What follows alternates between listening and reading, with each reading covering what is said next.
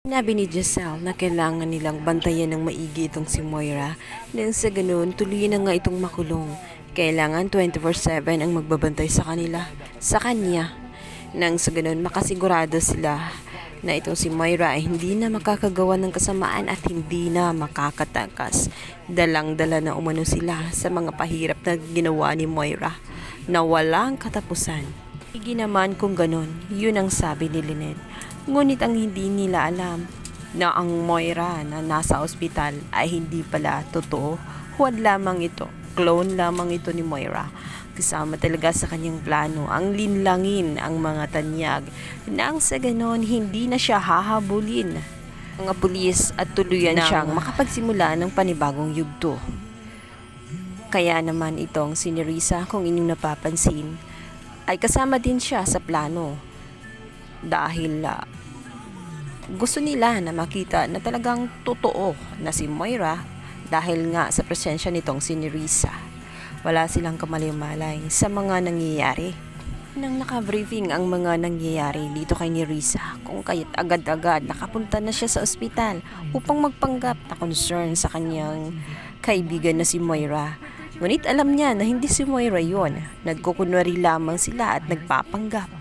Nang sa ganun matahimik si Moira at hindi na siya hahabulin ng batas sapagkat alam na ng buong mundo ang ginawa niya. Nang banda, tuwang-tuwa naman ang pamilya ni Annalyn dahil nga sa wakas nakabalik sila na ligtas. Although may sugat sila na kaunti, ngunit kahit papaano ay nakabalik sila na may hininga at ligtas sa awa ng Diyos.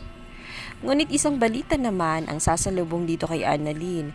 Dito nga ay kukwento ni Luke ang nangyari dito kay Zoe, kung saan ng isang araw lang ay nabangga itong si Zoe at naaksidente at kasalukuyan ngayong nasa apex critical ang lagay. At nagulat itong si Annalyn sa kanyang mga natuklasan. Talagang walang kasalanan itong si Zoe, wala siyang kinalaman, ang sabi ni Luke. Noon pinagdudahan nila na baka kasabwat itong si Zoe kung kaya't hindi ito pumunta. Ngunit dahil sa nangyaring pagkabangga ni Zoe, ay siyang nagpapatunay na wala siyang alam sa mga nangyayari sa isla. Talagang ipaalam ni Moira ang kanyang mga plano dito kay Zoe dahil ang nasa isip nito ano man ang mangyari, ayaw na niyang idamay itong si Zoe.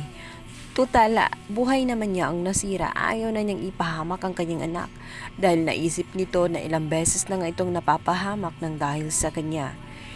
Ang krimen na nangyari kay Lolo Pepe ay kagagawa ni Moira dahil siya ang nanguna.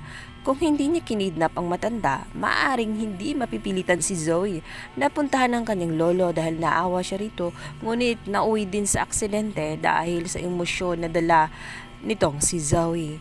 Hindi niya nakontrol ang kanyang galit at ang kanyang pagka-depress dahil sa kagustuhan niya na manatiling lihim ang kanyang sekreto tungkol kay Don Carlos at tungkol sa katauhan niya na hindi siya tunay na tanyag. Dahil rin sa kasakiman nitong si Moira, sa kayamanan ng mga tanyag kung kaya't lahat ay gagawin niya. Huwag lang malaman ng lahat na ang kanyang anak ay huwad na tanyag at hindi karapat-dapat na mananatili sa pamilya ng mga tanyag at walang makukuhang mana. Iniisip ni Moira na si Zoe ang nararapat na magkaroon ng mana sapagkat siya ang legal na anak. Siya ang unang anak. Bagay na hindi matanggap ni Moira ang katotohanan na ang kanyang anak ay fake lamang. At hindi niya papayagan na mapunta lahat kay Annalyn ang kayamanan ng mga tanyag kung kaya't itong si Moira ay gagawin ng lahat, papahirapan lang at mawala sa mundo itong tunay na tanyag na si Annalyn na hanggang ngayon ay hindi pa rin alam ng lahat. Yung malaya si Moira pansamantala dahil isisave siya ng kanyang clone. Subalit ito'y pansamantala lamang at malalaman din ng lahat at magwawakas na rin ang kasamaan ni Moira dahil ang lahat ay may hangganan. Ang pagpapanggap ay matutuklasan rin. Gayon din itong si Zoe dahil magigising siya na wala na ang kanyang alaala. Magkakaroon ng amnesia itong si Zoe kung kaya't hindi na niya maaalala ang pagmamahal niya dito kay Dax na ipinagyabang pa man ni Dax dito kay Annalyn sa pag-aakalang ang lahat ay magbago.